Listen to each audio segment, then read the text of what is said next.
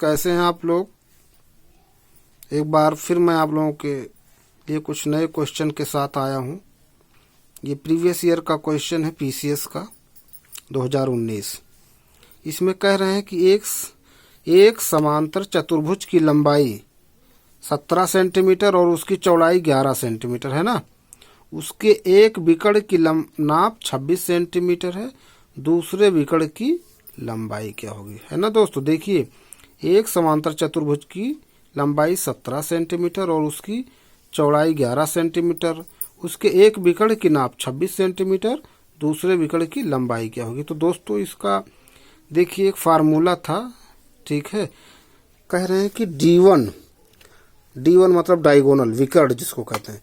D1 का square plus D2 का square बराबर 2A square plus B square. तो D1 D2 विकर्ण हो गए। एक पहला विकर्ण, दूसरा विकर्ण।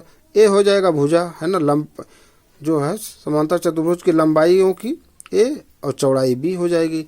तो एक विकर्ण दिया है 26 का स्क्वायर प्लस D2 का स्क्वायर बराबर 2A स्क्वायर 17 का स्क्वायर प्लस B 11 का स्क्वायर। तो 26 का स्क्वायर 676 प्लस D का स्क्वायर बराबर 2, 17 का स्क्वायर 289 प्लस 11 का स्क्वायर 121। तो 676 प्लस D2 का स्क्वायर बराबर 2, और ब्रैकेट में इन सभी को जोड़ेंगे तो 410 आ जाएगा। तो D2 का स्क्वायर बराबर इसको मल्टीप्लाई करेंगे 410 गुणे 2 820, 820 माइनस 676।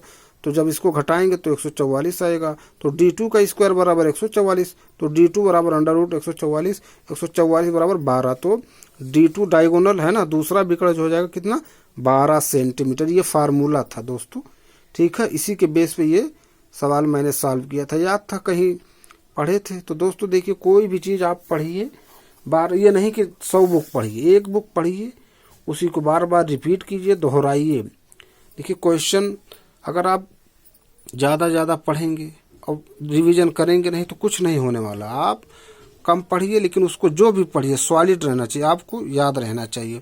दूसरा क्वेश्चन कह रहे हैं निम्नलिखित क्रम में लुप्त संख्या ज्ञात कीजिए। 3, 5, 5, 9, 7, 41, 9 क्वेश्चन मार्क। यहाँ पर क्या आएगा। तो दोस्तों इसको देखिए कैसे मैं बता रहा हूँ आपको। 3, 5, 5, 19, 7, 47, 9 क्वेश्चन मार्क। तो देखिए इसका जो है, देखिए इसको ऐसे बनाएगा 3, 2, 5, 5, 2, 7 और 7, 2, 9, है ना। अब आगे क्या आएगा ये तो पुटअप नहीं कर रहा है, लेकिन इसमें जो है 5 का 19 से संबंध, 19 से 41। अब 41 का इससे क्या आएगा यहाँ क्वेश्चन मार्क पे। तो देखिए इसको हमने ऐसे किया 5 और 19, इसमें जब 19 से 5 घटाया तो 14 आया, 41 से 19 घटाया 22 आया। अब देखिए, तो अब इसमें इसके अंदर हम गए, 22 में से जब 14 घटाया हमने तो कितना आया, यहाँ 8 आया। अंतर डिफरेंस कितना आ रहा, 8 आ रहा। इसी तरह से अब ठीक इससे जब इसको हमने देखा, यहाँ अंतर डिफरेंस 8 आ रहा, तो यहाँ भी 8 आना चाहिए। तो क्या हो जाए, 22 में कितना जोड़े कि, है ना, 8 और 8 उसका जब घटाएं तो अंतर 8 आ जाए। तो 30 हमने किया, 30 माइनस 22 बराबर 8 आया। तो यहाँ क्या होएगा, 30 आएगा। अब इस 30 को इसमें जोड़ देंगे, ठीक है। जैसे ये जब जोड़ा गया 19 और प्लस 22 तो क्या आएगा, 41 आया। इसको जोड़ा तो 41 आया। अब इसको जोड़ोगे तो ये संख्या तो आएगी नेक्स्ट। तो कितना आ जाएगा, 41 प्लस 30, 1, 3, 4, 7, 71, ठीक है। तो दोस्तों देखिए इसका आंसर 71, ठीक है। दूसरा कह रहे हैं दो संख्याओं का HCF और LCM क्रमशः 12 और 144 है। यदि एक संख्या 36 हो तो दूसरी संख्या बहुत आसान है।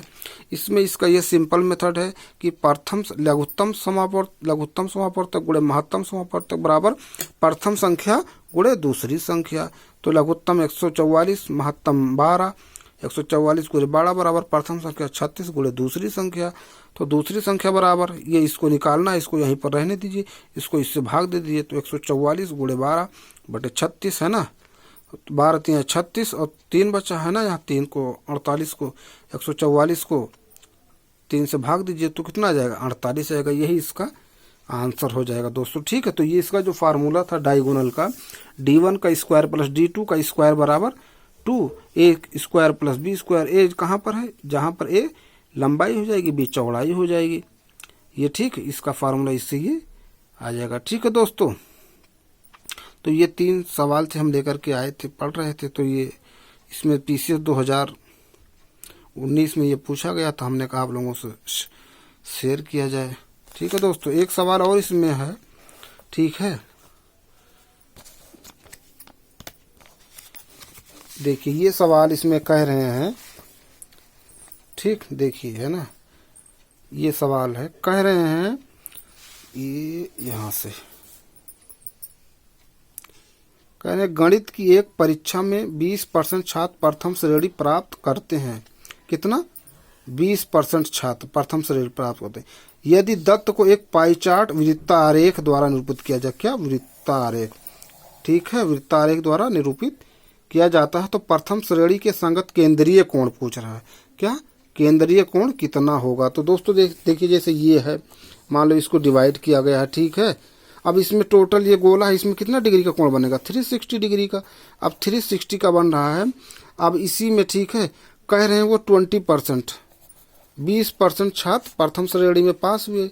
ठीक है, तो पूछ रहा है प्रथम श्रेणी में संगत केंद्रीय कोण इसमें है ना, कोण कितना बना, जिससे टोटल 360 डिग्री है, 20% पाया तो 20 बटे, ये देखिए 20/100 गुणे 360, क्योंकि एक वृत्तारेख है ना पूरा ये जो है, तो वृत्त में कुल कितना डिग्री का कोण बनेगा? 360।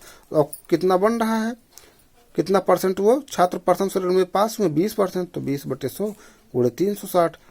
एक जो है ना, इसको 20/25, देखिए ये 0, ये दोनों कैंसिल हो जाएंगे। ठीक, तो 36 दूना 72, ये इसका आंसर हो जाएगा दोस्तों। ठीक है दोस्तों, थैंक यू। ये क्वेश्चन मैं लेकर के आया था आज। ठीक, लाइक कीजिए, शेयर कीजिए, सब्सक्राइब कीजिए। आप लोग सब्सक्राइब कीजिए, लाइक कीजिए, शेयर कीजिए, ताकि है, ठीक, कमेंट कीजिए, थोड़ा मोटिवेशन होगा, इससे हम और अच्छे अच्छे क्वेश्चन लेकर के आएंगे आप लोगों के लिए। Thank you.